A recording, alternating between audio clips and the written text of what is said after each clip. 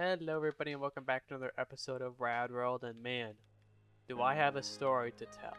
Now, as you can see, this pathway wasn't here in the last episode, right?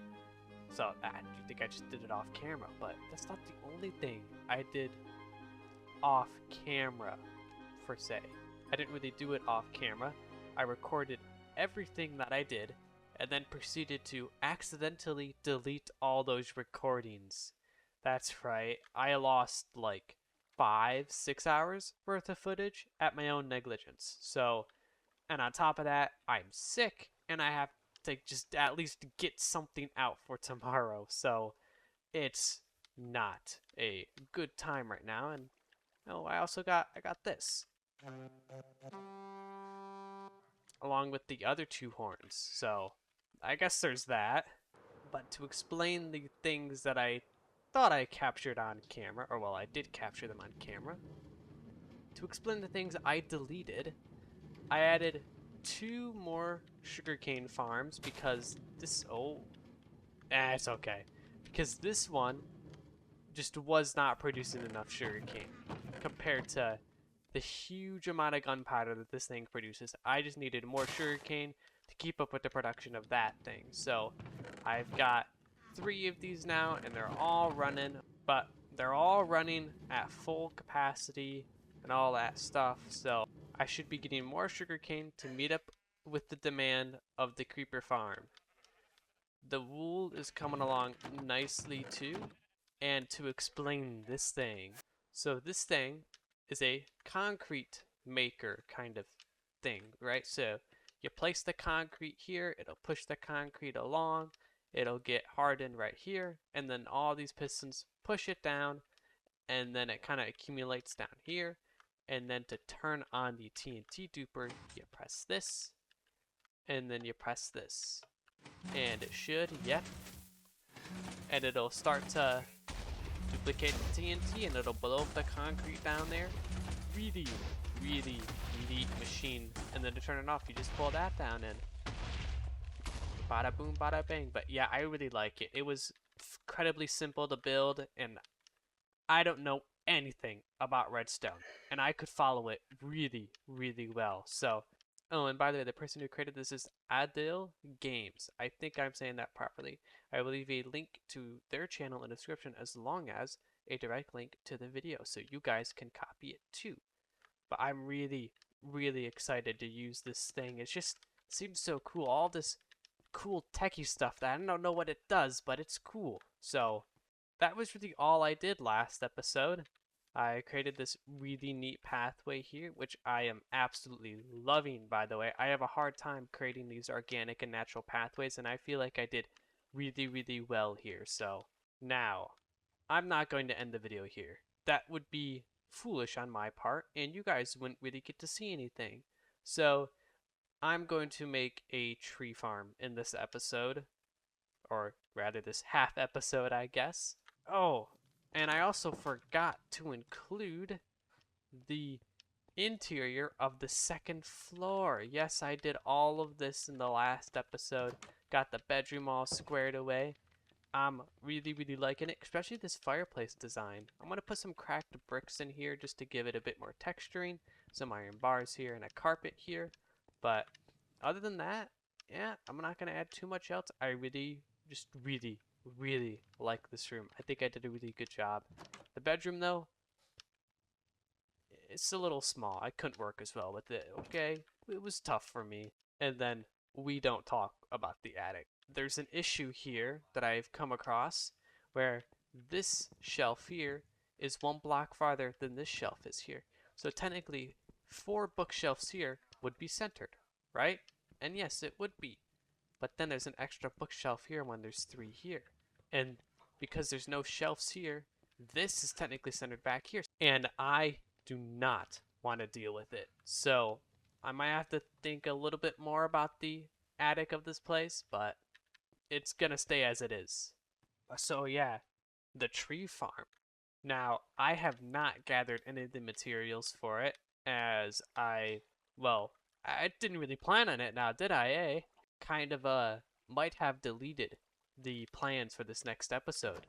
just today. So yeah, I don't have any of the materials for it, but I think, well, I don't have any of the completed blocks for the farm, but I think I might have enough resources to craft into those materials needed for the farm.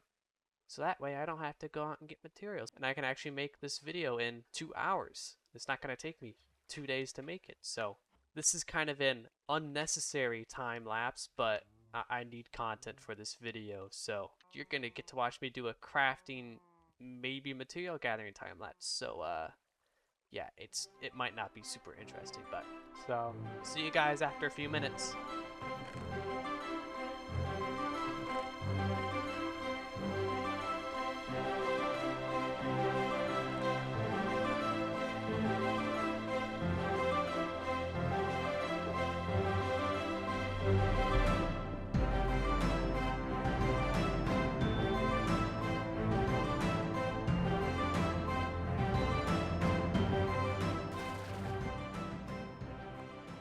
Alright guys, and this is everything. I had to go out and get a few materials like the soul sand and the kelp, but other than that, that was all. So I'm thinking we put this thing down here next to the concrete maker.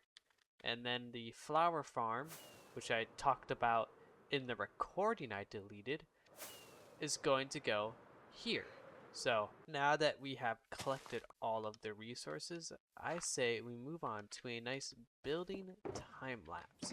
It's not going to be too long. It's a very simple and easy build. Nothing complicated about it actually at all. It's actually fairly easy to understand. So I will leave a link in the description to the farm.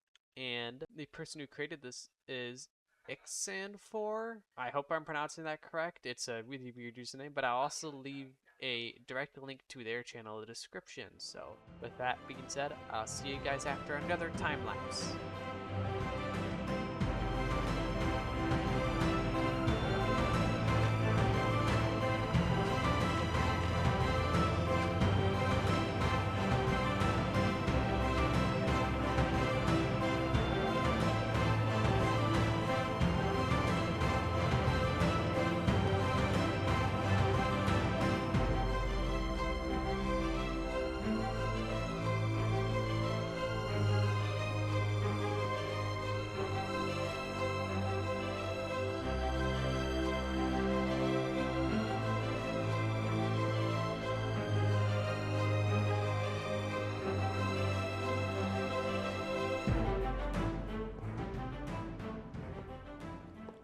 Alright guys, and we are back. It was a very easy and simple tutorial to follow. I really liked every bit of it, honestly, actually, because this is all really cool. Look at this. It's so smart, everything that they did here.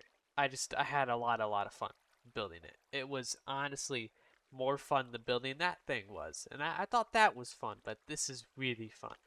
And it uses some incredibly smart mechanics like the scaffolding, depending on what state it is in, will power something up there, I don't know, and then it'll duplicate the TNT or something like that. I'm not 100% sure, but it's really smart on how it works. So basically what you would do is you would have bone meal coming through this dropper, right? You can turn this on and it'll start the dropper. Once this pressure plate's overloaded, then it'll actually stop the dropper, which I really like, and you'll have whatever sapling you want. After a tree is destroyed, it will drop the saplings. The saplings will fall into the collection system, come up here, and pop right back into your inventory. So all you have to do is really stand here.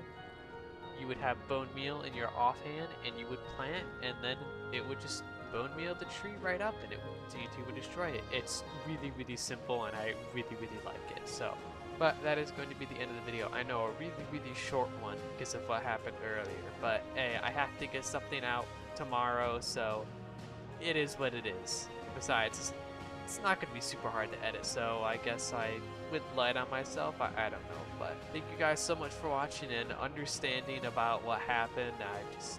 I'm very sorry that I won't be able to get a full-length video out tomorrow, but hey, you know what? It is what it is, as I like to say. So thank you all for watching. Thank you guys for the support recently too.